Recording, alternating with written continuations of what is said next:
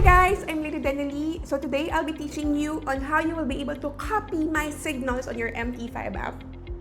Okay, so before anything else, syempre, I need to teach you first on how you will be able to navigate your MT5 app. So, all you have to do is to download your MT5 on your App Store or Play Store. So, available yan doon, libre naman yan. So, ito yung makikita mo once you have downloaded it.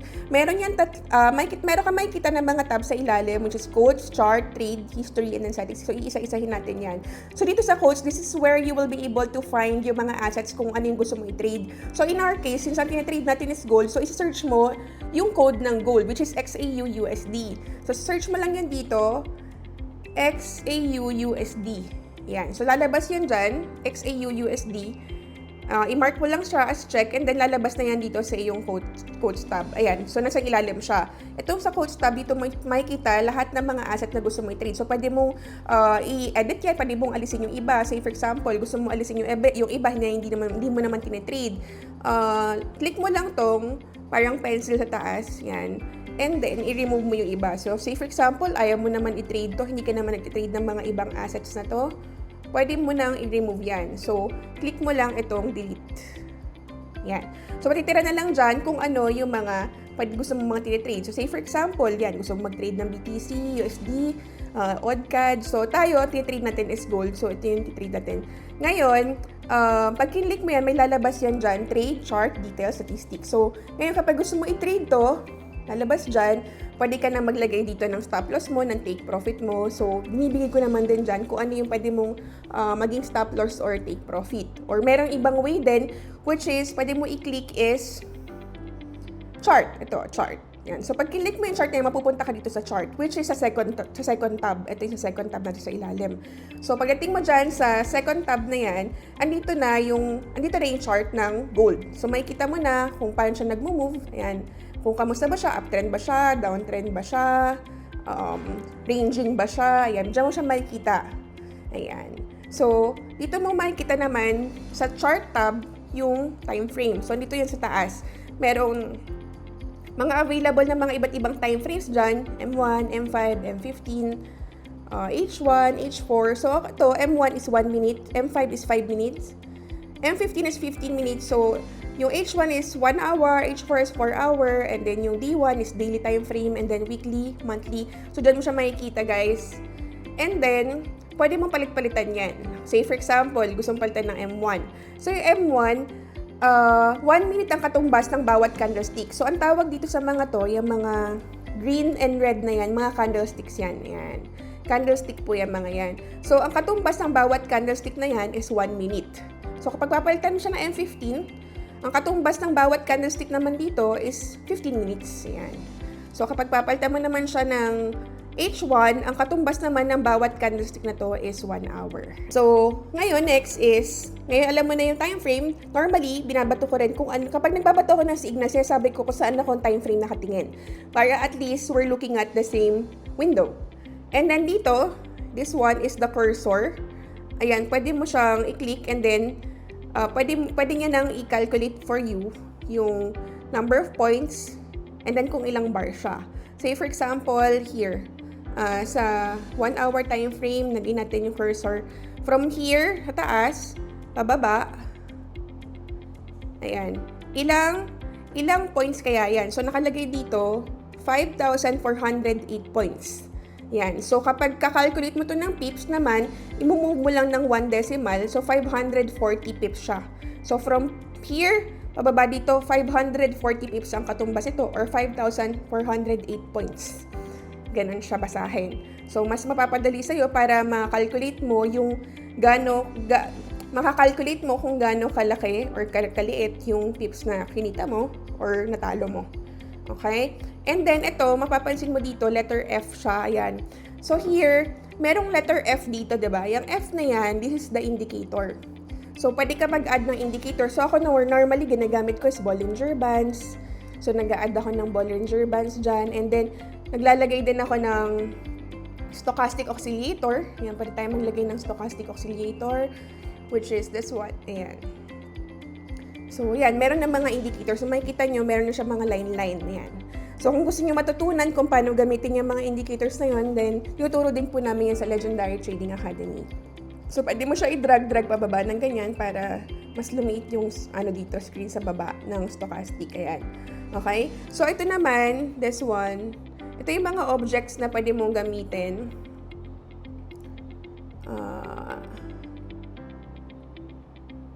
Ayan.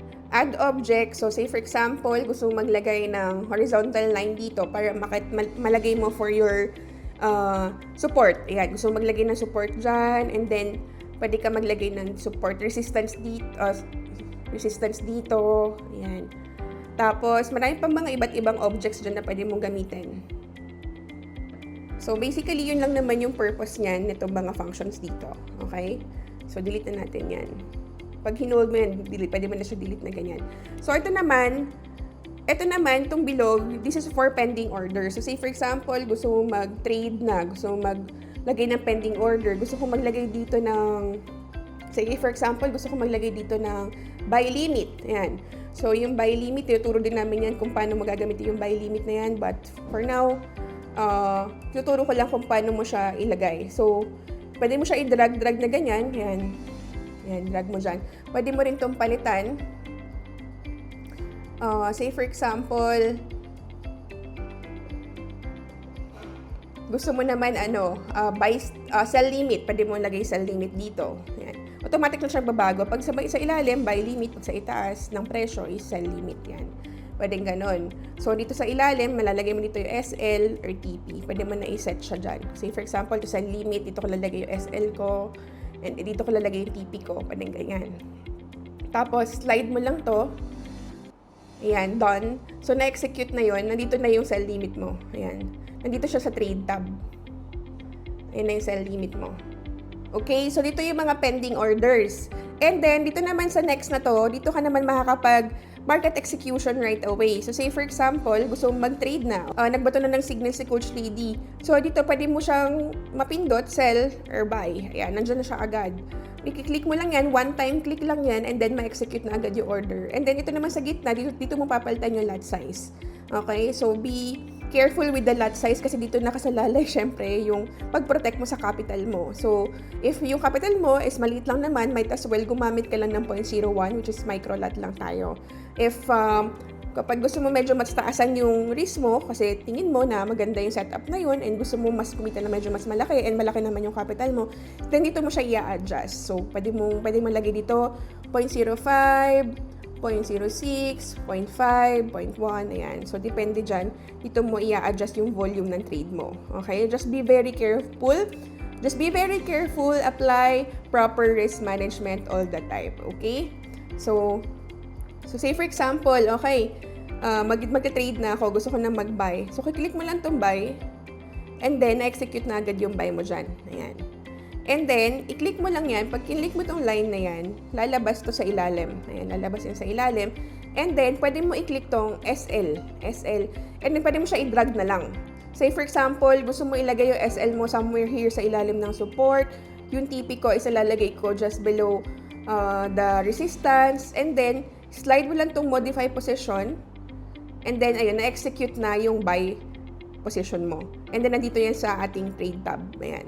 So, mayroon tayong running profit na $2. $2 and $3. Ay, $2.3 kanina. Ayan. So, na-execute na siya. So, ngayon, ganun lang siya, guys. Pag sell naman, ito yung pipindutin mo. Kapag gusto mo mag-sell, say for example, click natin sell. Yan. So, same lang. Click mo lang ulit tong line. And then, merong SL dito. Pwede mo i-drag to. Say for example, lalagay ko yung SL ko dito above the resistance. And then, yung TP ko, click mo yung TP. And then, lalagay ko to above the support. And then, click mo yung modify position, slide to the right, and then done. So, na-execute na rin yung sell order mo, which is this one. Ayan. Okay? So, ngayon, dito naman tayo dadako sa trade tab. Ito yung sa trade tab natin. Pag click mo tong trade tab na to, dito lalabas lahat ng mga orders mo. So, ngayon, mapapansin mo na yung sell mo is nagkumita na ng $7. Okay? So, say for example, gusto mong kunin na itong $7 or $15 na to. Ang gagawin mo is slide to the left mo. Meron kang option dyan. Meron parang pencil dito and then check. Itong sa check, pwede mo i-partial profit na muna to. Say for example, ay ayoko muna i-close to kasi feeling ko bababa pa to eh. Feeling ko babagsak pa to eh. So, since babagsak pa siya, pa-partial close ko na muna siya, kukunin ko na muna yung iba. So, say for example, kunin ko yung kalahati. Ayan. So, nilagay ko 0.05. Iko-close ko na yung 0.05 na yun. Ayan.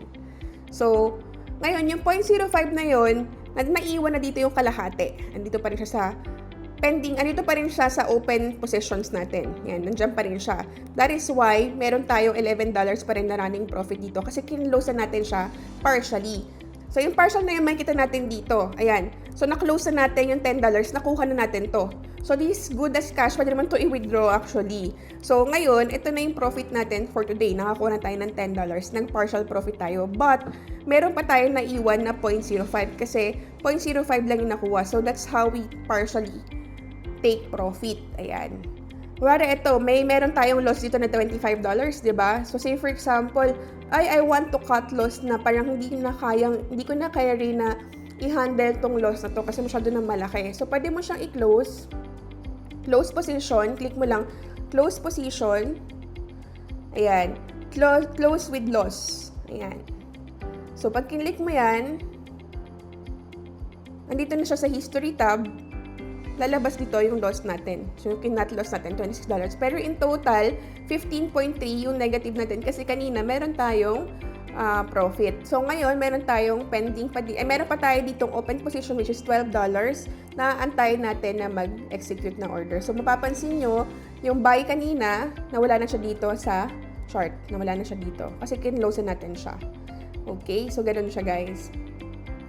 So, itong history, dito mo makikita yung deposit, kung magkano deposit mo, yung profit, kung magkano yung total profit mo, yung swap, ito yung mga fees ng itong swap and commission, ito yung mga fees ng mga brokers. Ayan. Balance mo kung magkano yung current balance mo for that specific day.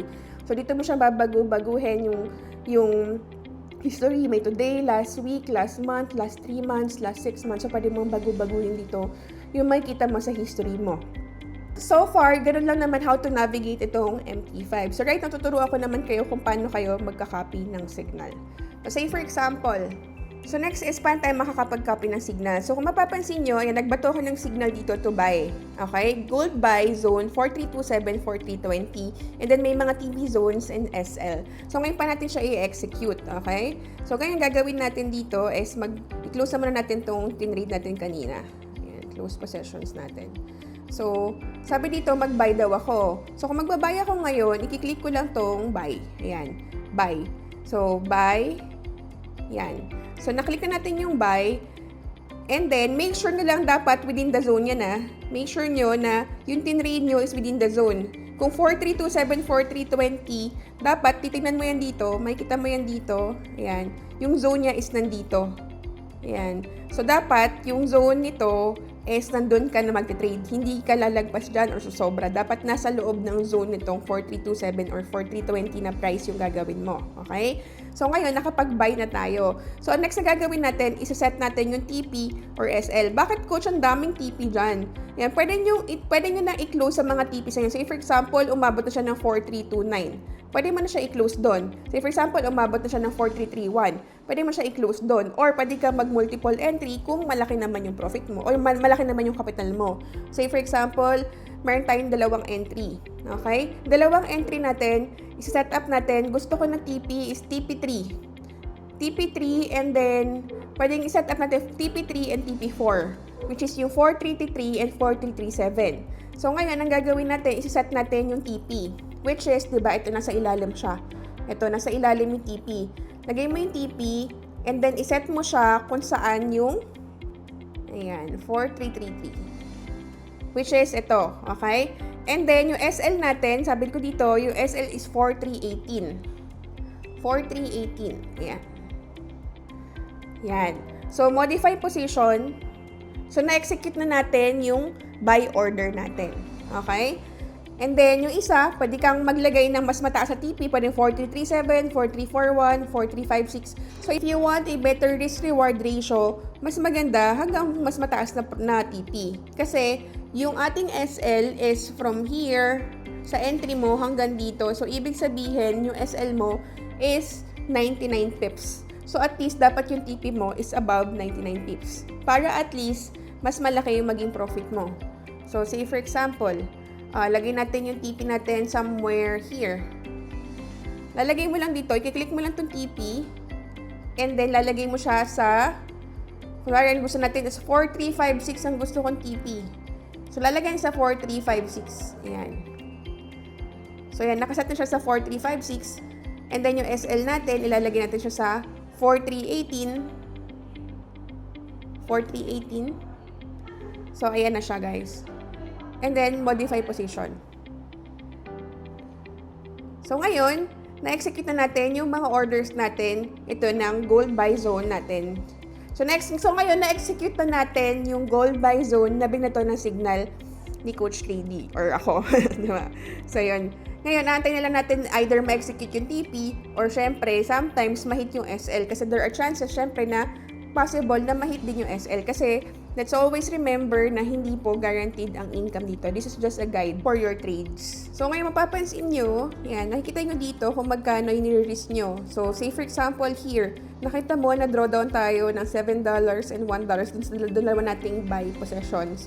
So nakikita nyo agad dyan kung magkano yung natatalo nyo or mapapanalo nyo. So para at least may idea kayo kung i-close nyo na ba to, kung cut-loss nyo na ba, or i-early take profit nyo na ba siya. So right now, inaantay lang natin na ma-execute yung order since medyo mabagal yung market right now.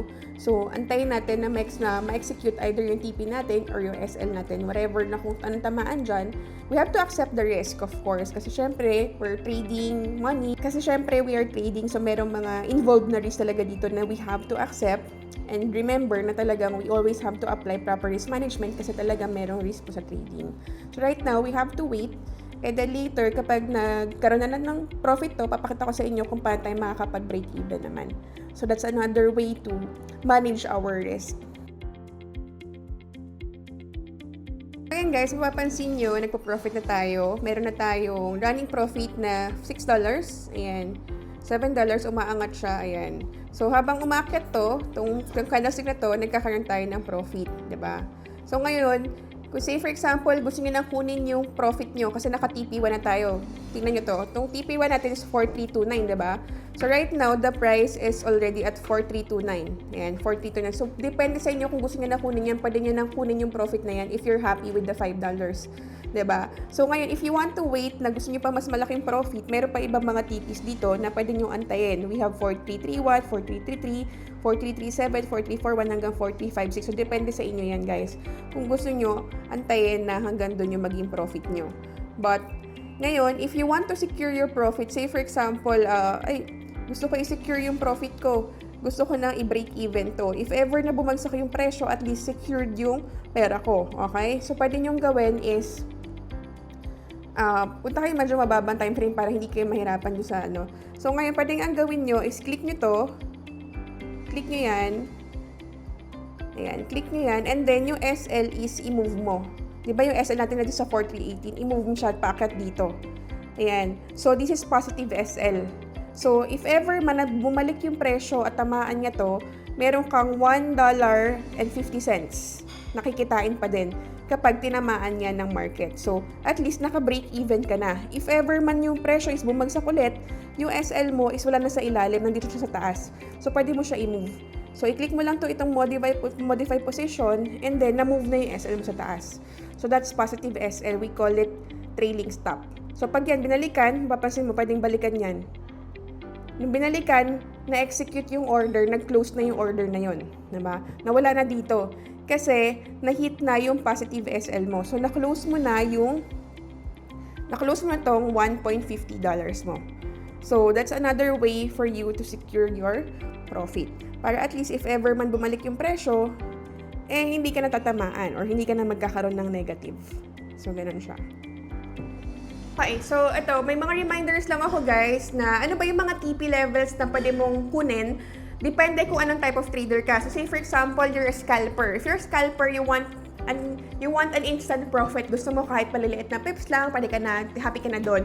So pwede mo kunin yung TP1 to TP3. if you're a scalper. If you are an intraday trader, pwede mo naman kunin yung buong TP na yon hanggang dulo. Say for example, yung TP ko is hanggang TP7 or hanggang TP10, pwede mo nang kunin yon if you are an intraday trader. If you're a swing trader, normal hindi ako nagbabato ng swing trading setup, but if magbato man ako, medyo malayo yon. So, depende sa'yo kung anong type of trader ka. So, depende. Yung binabato ko lang, it's either scalping or intraday trading. Pero yung scalping natin is nasa 15-minute time frame. Pinakamababa ko is 15-minute time frame. Hindi ako nag-trade sa M5, hindi ako nag-trade sa M1. Pinakamababa kong time frame is M15. So, another reminder is, so say for example, na-hit na yung TP2. Always break even, okay? Laging i-break even. Like yung tinuro ko earlier, i-move nyo lang yung SL, iti-trailing nyo lang yung SL para secured na yung profit mo or secured na yung money mo. If ever man bumalik yung market, secured pa rin profit mo. Kasi at the end of the day, ang goal mo dito is not just to make profit but to protect your capital. Always protect capital. That is your priority. Okay? That is why sobrang importante na kailangan nyo bini-break even lagi or pina-positive SL. Okay? So, say for example, nasa TP3 na, i-move mo ulit pataas yung SL mo. Okay? Kapag nasa TP4 na, i-move mo ulit pataas yung SL mo. Para at least if ever man yung market bumalik ulit, magkaroon na reversal, secured pa rin yung profit mo. Yun yung pinakamahalaga. Number 2, always take partial profit. Like itinuro ko kanina, kapag may profit ka na, partially take it. Okay? Kunin mo na yung iba doon. Say for example, nag-trade ka ng 0.05, kunin mo na yung 0.03 dyan, or 0.02 dyan, or 0.01. Profit is profit na yun. Okay? Kunin mo yun. Another is, kapag naglagay ako dun sa signal na sinabi ko, oh, this is risky setup. Normally, it's counter trend setup, or medyo hindi ako sure dun sa setup na yon, medyo hindi ako ganun ka-confident. So, nilalagyan ko siya ng risky setup. So, ibig sabihin nun, depende sa'yo kung gusto mo i-take yun or hindi, or pwede mong babaan yung lot size, i-reduce mo yung risk mo kapag kukunin mo yung trade na yun. Kasi kapag medyo risky yan at hindi ako ganun ka-comfortable, then most likely, baka hindi ganun kaganda yung maging resulta ng trade na yun.